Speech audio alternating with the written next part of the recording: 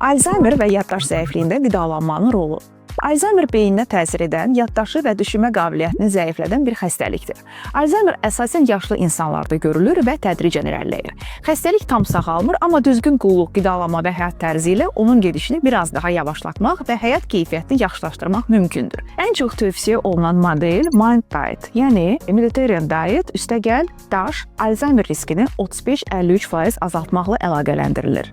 Mind Diet'in əsas komponentləri yaşıl yarpaqlı tərəvəzlər, ispanaq, kələm, hər gün bir porsiya olmaq şərti ilə, digər tərəvəzlər gündə bir porsiya, yenə meyvələrdən qaragilə, çiyələk, həftədə heç olmasa 2 dəfə, zeytun yağı əsas yağ mənbəyi olaraq götürülür, balıq həftədə ən az 1 dəfə, qoz fındıq həftədə 5 gün, bir ovuc olmaq şərti ilə, tam taxıllar gündə 3 porsiya, omega-3 yağ turşuları və təbii ki, bu omega-3 yağ turşuları beyin və sinir sisteminin düzgün işləməsi üçün çox vacibdir.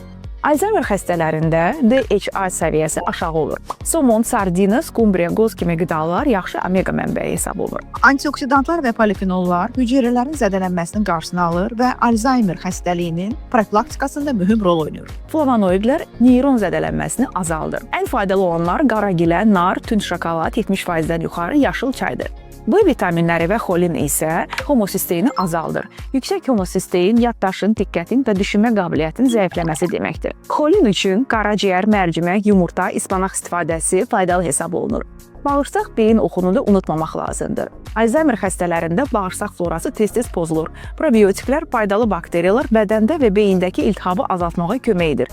Məhdudlaşdırılmalı qidalar isə şəkər və ağ undan hazırlanmış qidalardır. Trans yağlar, margarin, ultra emal olunmuş qidalar Alzheimer xəstələri üçün əlverişsizdir. Əlavə olaraq qeyd etmək istəyirəm ki, D vitamini defisiti Alzheimer xəstələrində çox rast gəlinir. İnsulin rezistentliyi, təbii ki, Alzheimer artıq tip 3 diabet olaraq tanınılır. Bu da Alzheimer xəstələrində tez-tez rast gəlinən problemdir. Susuz qalmaq olmaz, çünki susuzluq yaddaşı zəiflədir və yaşıl yarpaqlı tərəvəzləri hər gün rasiona salmaq zəruridir. Balıq həftədə 1-2 dəfə, gilə meyvələr beynin antioksidan qalxanıdır. Hər həftə istifadə olunmalıdır. Yaddaş dəstəyi üçün xolin, yəni yumurta və bağırsaq dəstəyi üçün isə kefir.